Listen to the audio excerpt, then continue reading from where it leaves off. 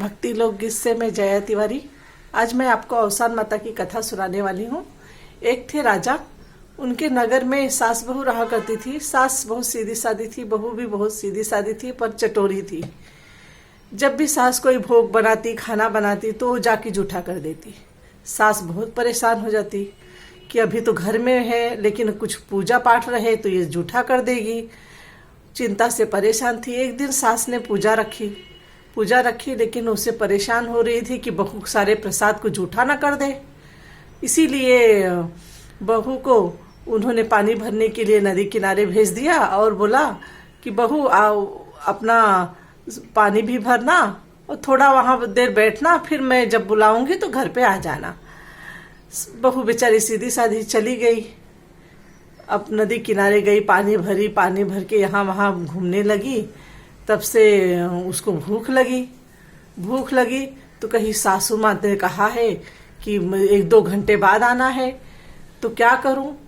तो उसे भूख लगी, तब गई। वहां गणेश जी की मंदिर दिख रहा था। गणेश जी की मंदिर पे गई, वहां थे मावा, पेड़े, केला, फल सब कुछ रखा हुआ था। अब उसे देख के तो उसको बेचारी को भूख लगी, लालच भी लग रही थी। तो उसने क्या देखा कि वहां पर प्रसाद है, कोई है नहीं, किसे पूछे कैसे करे। तो गणपति बप्पा से पूछती है कि क्या मैं आपके प्रसाद का भोग लगा लिए हैं तो मैं भी ग्रहण कर लेती हूँ, तो आप भी ग्रहण कर लीजिए। तो देखते देखते बेचारी कोई जवाब नहीं मिला, तो फिर गई भगवान के पास से अपना प्रसाद उठा ली, फल उठा ली, केला उठा ली, सब उठा के भगवान को बोली आप भी कर लीजिए, मैं भी खा लेती हूँ और मेरी भूख भी शांत हो जाएगी। प्रभु आपका प्रसाद भी मिल जाएगा। वो खा ली। भगवान देख ही रहे हैं कि देखो ये तो मेरे सामने ही मेरा प्रसाद उठा के खा रही है और मुझसे पूछ भी नहीं रही है और खा ली। तो प्रसाद खाने के बाद तो भगवान अपनी उंगली मुंह के ऊपर रख लेते हैं। तो ये खा पी के चली जाती है। जब पूजा खत्म होता है, सास के घर पे आ गई बहू, आ गई। यहाँ सास की पूजा भी पूरी तरह से संपन्न हो जाती है, भोग भी जूठ नहीं होता है और सास भी खुश हो जाती है।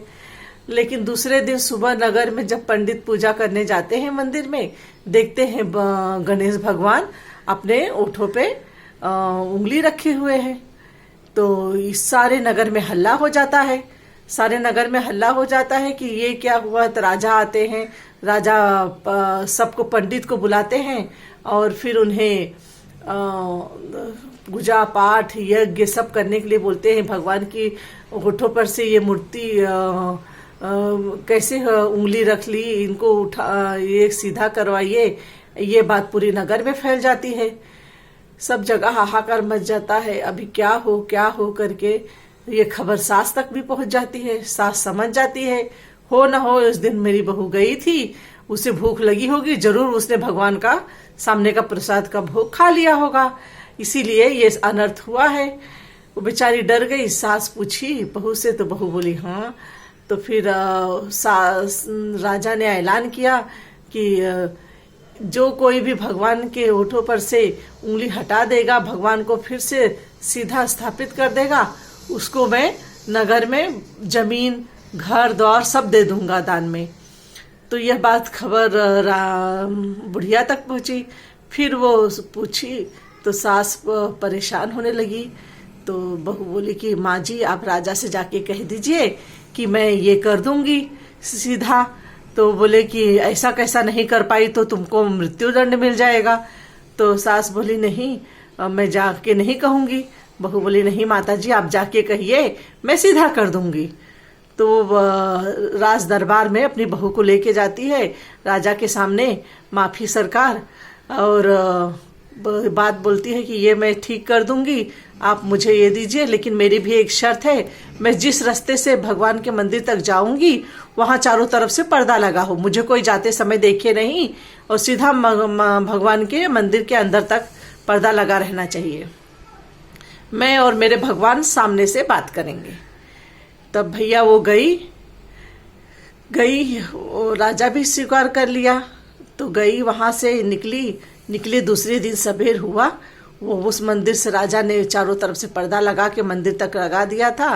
फिर वो एक हाथ में झाड़ू ली और अपना चलते चलते मंदिर तक पहुंची।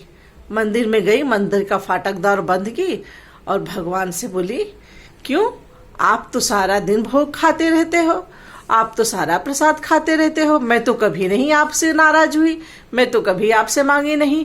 कल मुझे भूख लग गई तो मैंने आपका प्रसाद खा लिया, तो आपने उंगली मुंह पे रख ली। अब बताओ ये कोई बुरी बात है? मैंने आपसे पूछा तो था कि मैं आपका प्रसाद खा रही हूँ, मुझे भूख लगी है, मैंने आपको भी तो खिलाया था, फिर आपने ऐसा क्यों कर रहे हो? देखो, अगर आप उंगली सीधा नहीं किए, ये झाड़ू पकड़ के मैं आपको पीट डालूंगी, आप समझे रहना, नहीं तो उंगली नीचे करो। तो भगवान हंस रहे हैं, मुस्कुरा रहे हैं। ये कैसा भक्त है मेरा, इतना बुद्ध है, इतना नादान है कि देखो मुझे पे ही झाड़ू उठाने के लिए आया हुआ है, मेरा ही भोग खा के। प्रभु बोलते हैं ये नादान है, इसका मन इतना स्वच्छ है। भगवान हाथ नीचे कर लेते हैं, भगवान हाथ नीचे कर लेते हैं, वो खुश हो जाती है, भगवान से कहती है, भगवान मुझे माफ करना, लेकिन ये तो गलत बात थी, इसीलिए मैंने आपको करा। अगर आप उंगली नहीं नीचे करते तो शायद राजा मुझे दंड दे देता। अब इसको आप ठीक कीजिए।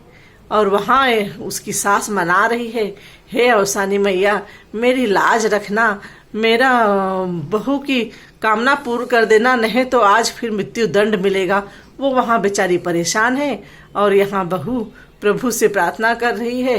प्रभु हाथ नीचे कर लिए और बोले, क्या मालूम इस ससन की नादान मेरी भक्त है कि धन झाड़ू ही उठा के मुझे मार न दे अगर मैं हाथ नीचे नहीं करूंगा। इस डर से प्रभु ने भी हाथ नीचे कर लिया और इस प्रकार से मूर्ति भी सही ढंग से हो गई। और राजा और पंडित आके देखे, बहुत खुश हुए और चारों तरफ हाहाकार मचा और जयकार होने लगा, गणपति बप्पा मोरिया, हे अवसान मैया, जिस तरह सबकी लाज रखी उसी तरह हमारी भी लाज रखो। इस प्रकार राजा ने सास बहू को धन धान्य खेती बाड़ी से धन भर दिया। बोलो अवसान मैया की जय।